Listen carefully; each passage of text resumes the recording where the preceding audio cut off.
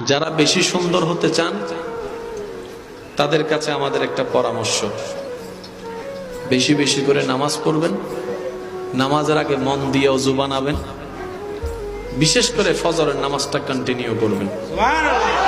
আল্লাহ আপনার চেহারায় এমন সৌন্দর্য দান করবে যেটা পৃথিবীর মেকআপে সেই সৌন্দর্য আসবে না।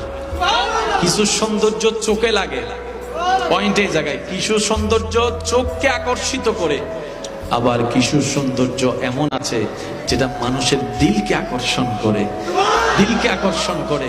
পৃথিবীর সৌন্দর্যে হয়তো আপনি মানুষের চোখে জায়গা নিতে পারবেন, দিলে সহজে জায়গাটা আসবে না। কিন্তু নামাজ এমন একটি ইবাদত, ওযু এমন একটি মাধ্যম যেটাকে আপন করতে থাকলে আপনার চেহারায় এমন একটা রৌনক আসবে যেটা সামনের জন দেখে তার দিল পর্যন্ত মানতে বাধ্য হবে। বলেন সুবহানাল্লাহ।